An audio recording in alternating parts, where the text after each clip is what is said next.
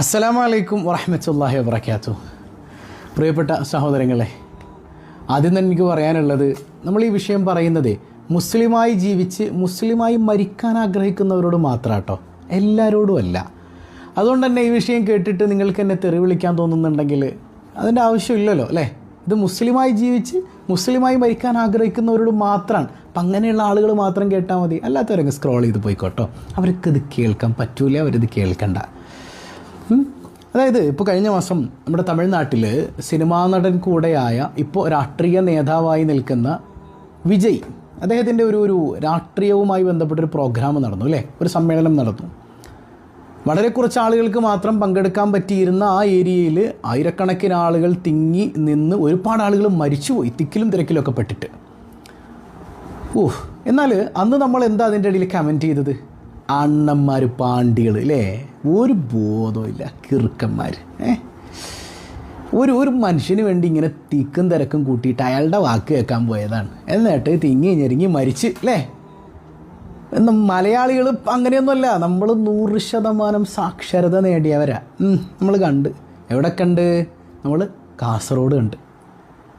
കാസർഗോഡ് കുറച്ച് മലയാളികൾ ഒന്നിച്ചു കൂടാൻ പറ്റുന്നൊരു സ്ഥലത്ത് ഒരുപാട് മലയാളികൾ ഒരുമിച്ച് കൂടി. ഹനാൻ ഷായുടെ ഒരു പ്രോഗ്രാമായിരുന്നു.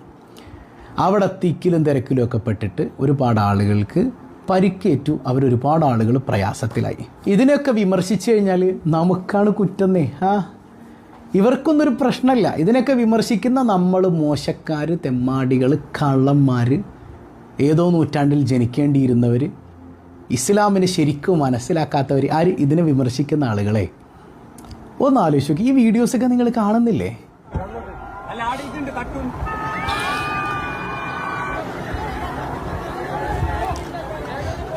നിങ്ങളൊന്ന് ചിന്തിച്ച് നോക്കി, എത്രമേൽ വലിയ വേദനാജനകമാണ് ഇതിൽ ഇല്ലേ. പർദ്ദയൊക്കെ ഇട്ടിട്ട് ഈ സഹോദരിമാർ എന്തിനാണ് ഈ പാതിരാത്രി അവരവിടെ പോയത്?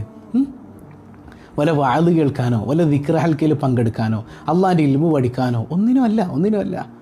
അവരേതോ DJ ഇട്ടിട്ടൊരു ചെറുക്കം കിടന്ന് തുള്ളുന്നു, അതിനോടൊപ്പം ആണും പെണ്ണും ഒക്കെ ഒരുമിച്ച് കൂടി ഇന്ന് തുള്ളാൻ വേണ്ടിയിട്ട് പോവാണ്.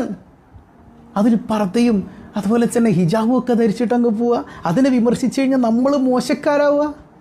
എത്ര വലിയ അപകടമാണിത് അല്ലേ. അതായത് തെറ്റ് ചെയ്യുന്നതിനെക്കുറിച്ചല്ല, തെറ്റ് ജനറലൈസ് ചെയ്യപ്പെടുന്ന ഒരു കാലഘട്ടം വരുമെന്ന് സയ്യിദുനാ റസൂലുള്ളാഹി സ്വല്ലല്ലാഹു അലൈഹി വസല്ലം. അത് ഹനാൻ ഷായുടെ പ്രോഗ്രാമല്ല, അതിലിപ്പോൾ എന്താ, അവൻ നിസ്കരിക്കുന്നുണ്ടല്ലോ എന്നാണ്. അത് മതി അല്ലേ, അത് ഹനാൻ ഷായുടെ പ്രോഗ്രാമല്ലേ.